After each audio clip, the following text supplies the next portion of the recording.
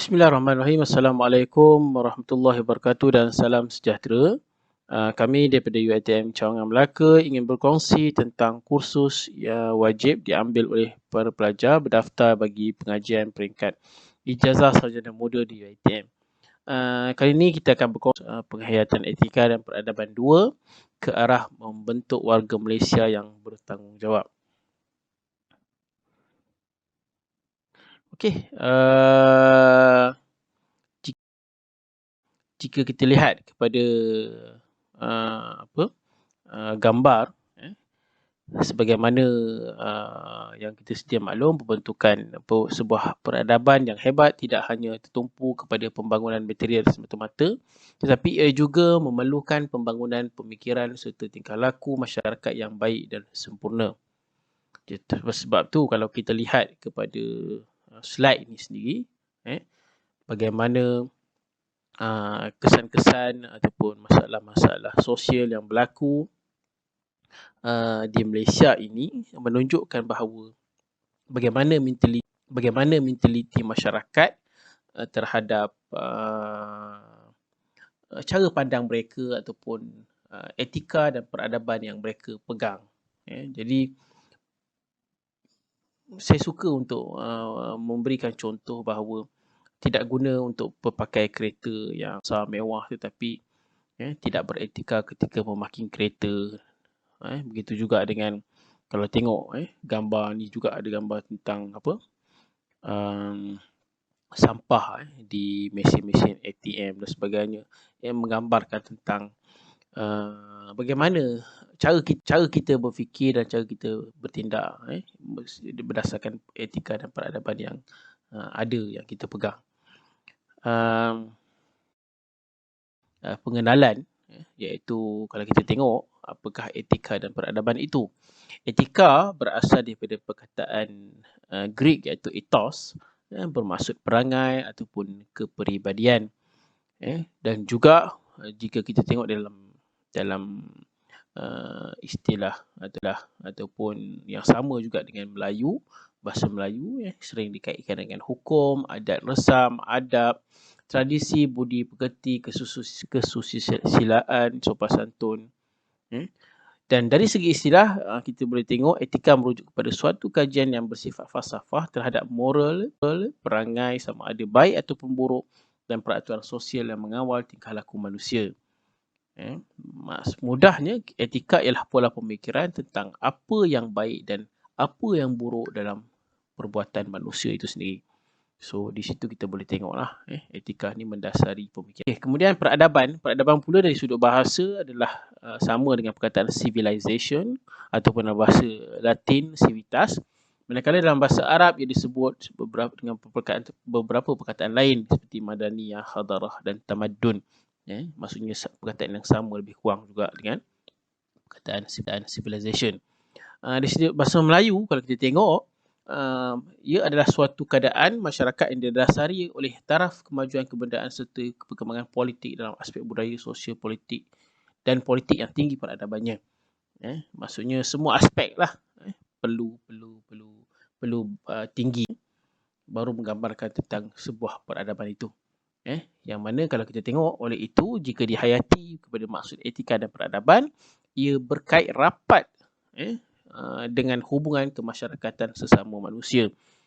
Hubungan ini adalah bertujuan untuk membawa negara ke arah kemajuan dan kemakmuran bersama. Kemudian bukan itu saja, membina kepada masyarakat yang berkepribadian tinggi, hormat menghormati, hidup harmoni, khususnya dalam membina negara bangsa.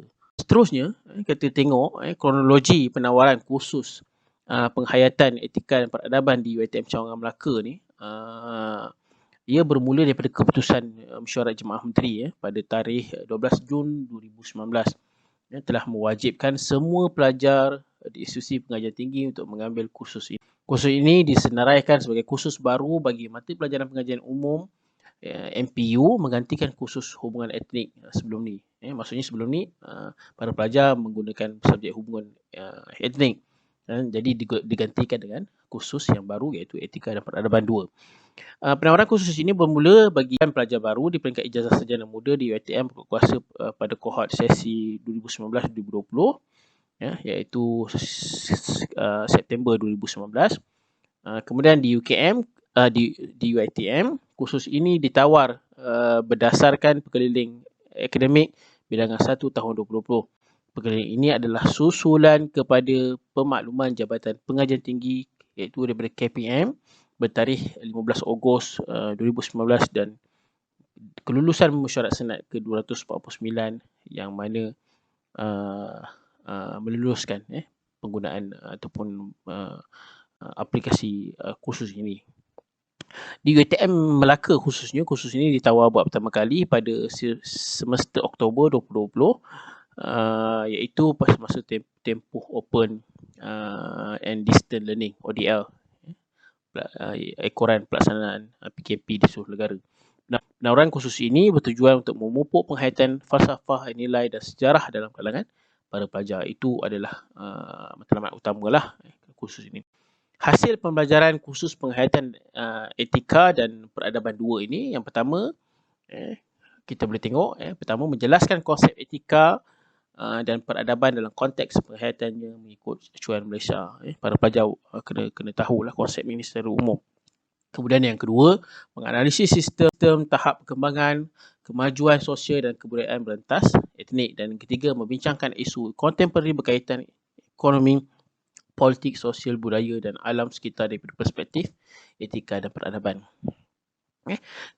Konsep etika dan peradaban sebenarnya sangat luas. Sangat luas.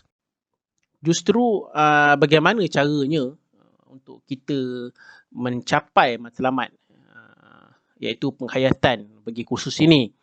Ada 3 alat analisis yang boleh kita tengok, iaitu kalau kita tengok pertama melalui sejarah, kemudian struktur sosial dan juga biografi, yang mana setiap alat analisis ni dia dibahagikan pada 3 pula bahagian yang lain, yang mana kita akan perincikan untuk slide dan seterusnya. Pertama berkenaan dengan alat analisis ni ialah kerangka analisis melalui sejarah itu sendiri. Daripada sejarah, kalau kita tengok, sebab daripada sejarah kita akan tahu bagaimana Malaysia ini dicorakkan dengan pelbagai peradabannya dan etikanya. Ia bermula daripada era Kesultanan Melayu Melaka 1402 hingga 1511 Masihi. Era ini telah membina peradaban majmuk yang kaya dengan adab, adat istiadat dan adab bahasa Melayu. Kedudukan Melaka yang strategik telah menarik minat para pedagang untuk menjalankan aktiviti perdagangan sehingga proses asimilasi di antara penduduk tempatan dan para pedagang daripada luar. Kegemilangan empayar ini menjadi tempat pertemuan peradaban dunia sehingga dikenali sebagai the Venice of the East. Telah menarik minat kuasa luar untuk menguasainya. Kedatangan penjajah ke alam Melayu yang dikenali dengan sebagai era kolonial telah menyaksikan kehadiran Portugis pada abad ke-16, diteruskan dengan Belanda, Jepun dan British yang terakhir dengan dasar mereka bawa tu yang popular iaitu 3G, God, Gold and Gospel. Kemudian kedatangan British juga membawa masuk banyak buruh Cina dan India pada akhir abad ke-19 dan awal abad ke-20 melalui proses migrasi ini yang mana membentuk masyarakat majmuk di alam Melayu dengan pelbagai etika, etiket dan etos. Maksudnya kepelbagaian majmuk peradaban yang ada di tanah Melayu ketika itu. Kewujudan sistem banci penduduk diperkenalkan di negeri-negeri selat bagi merekod jumlah penduduk impak daripada proses migrasi tadi. Kemudian kemerdekaan tanah Melayu ada pada tahun berlaku pada tahun 31 Ogos 1957 dan membentuk Malaysia 1963, menyelahkan lagi kemajmukan peradaban dan kepelbagaian masyarakat yang diakui di dalam perlembagaan Malaysia. Era ini iaitu era hari ini kalau kita tengok adalah era pasca kolonial dengan percampuran evolusi etika tradisional dan moden.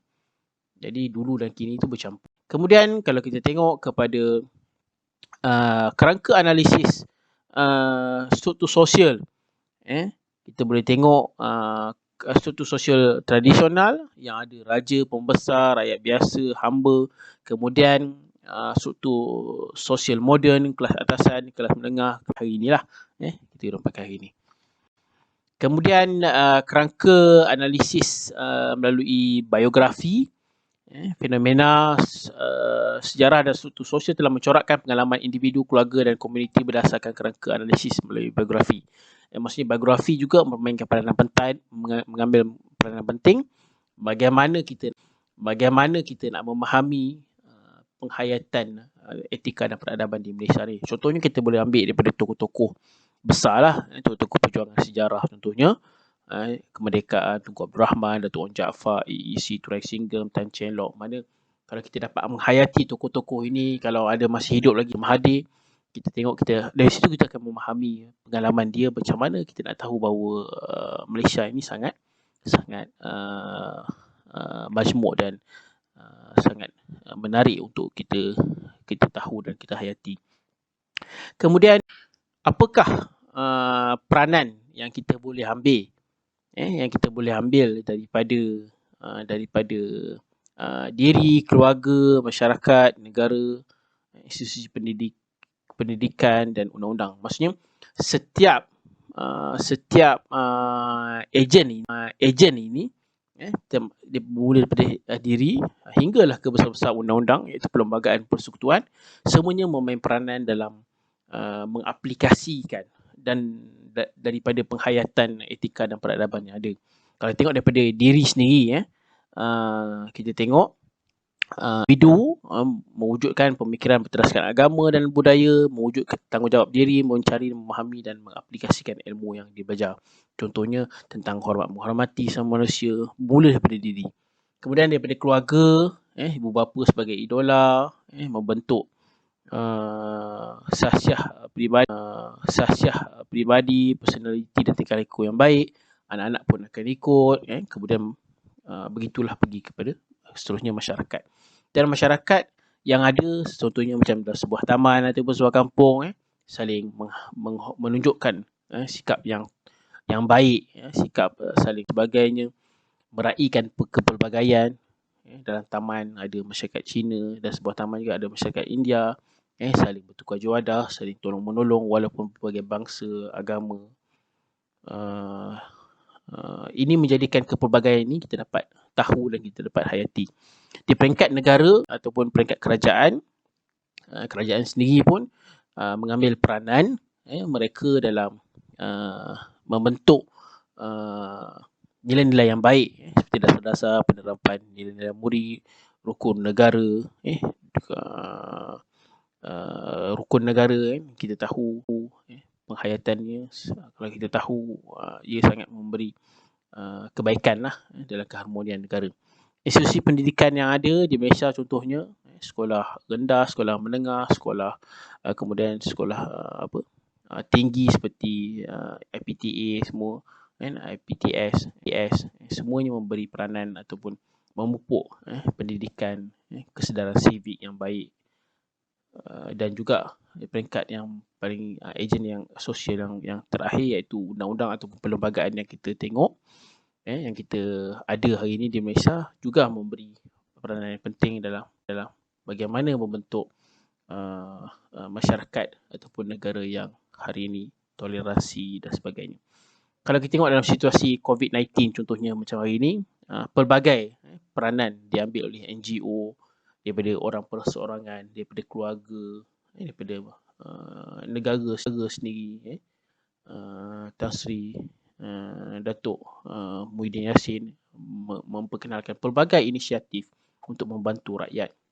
Semuanya mengambil peranan masing-masing, sehinggalah daripada kecil-kecil diri sehinggalah ke besar-besar perlembagaan ataupun kerajaan yang cuba memberi yang terbaik kepada masyarakat dan negara. Ini semua bertujuan untuk memberi kebaikan dan keharmonian oleh semua.